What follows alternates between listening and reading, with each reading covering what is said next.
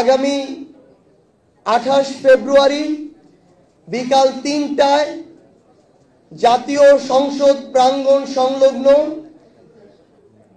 মানিক মিয়া এভিনিউতে আমরা আমাদের এই নতুন রাজনৈতিক দলের আত্মপ্রকাশ করতে যাচ্ছি।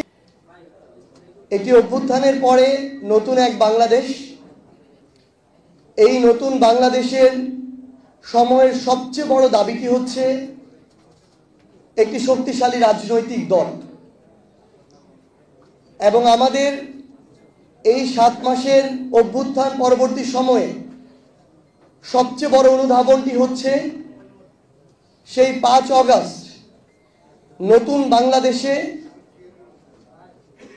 আমরা যে স্বপ্নগুলো দেখেছি, এই জুলাই স্পিরিটকে সামনে রেখে নতুন বাংলাদেশকে আমরা যেই জায়গায় কল্পনা করেছি, বাংলাদেশকে সেই জায়গায় নিয়ে যাওয়া একটা দীর্ঘ লড়াই।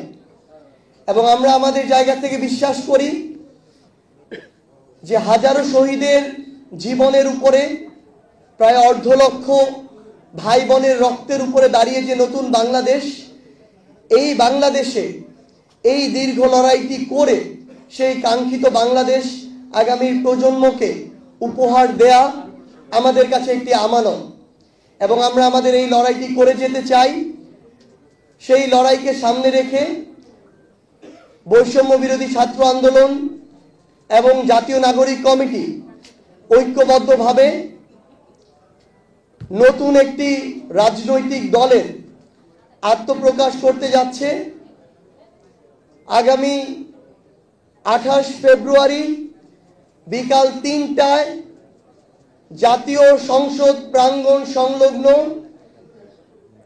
মানিক মিয়া এভিনিউতে আমরা আমাদের এই নতুন রাজনৈতিক দলের আত্মপ্রকাশ করতে যাচ্ছি। আমরা আমাদের এই আত্মপ্রকাশের যে শপথ, সেই শপথটি এই বাংলাদেশের 18 কোটি মানুষের আশা আকাঙ্ক্ষার যে প্রতীক, ওই জাতীয় সংসদ, সেই জাতীয় সংসদকে সামনে রেখে এই শপথটি করতে চাই।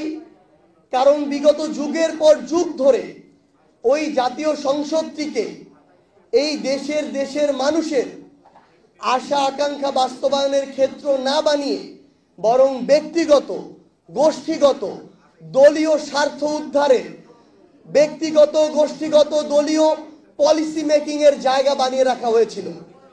যেখানে জাতির আশা আকাঙ্ক্ষার প্রতিফলন হওয়ার কথা, সেই জায়গাটিকে স্বৈরাচারের উৎপাদন ক্ষেত্র বানিয়ে রাখা হয়েছিল।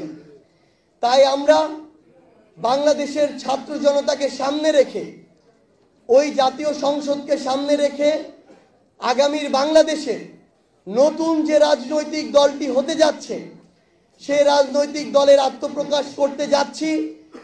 এবং আমরা এই শপথ নিয়ে, এই কমিটমেন্ট নিয়ে শুধু একটি কথাই বলতে চাই, যে হাজারো শহীদের রক্তের উপরে, হাজারো রক্তাক্ত লাশের উপরে যে নতুন বাংলাদেশ এসেছে, এই নতুন বাংলাদেশে আমরা যে রাজনৈতিক দলটি করতে যাচ্ছি, এখানে ব্যক্তি স্বার্থ, গোষ্ঠী স্বার্থ, দলীয় স্বার্থের ঊর্ধ্বে বাংলাদেশের মানুষের স্বার্থ, বাংলাদেশের স্বার্থ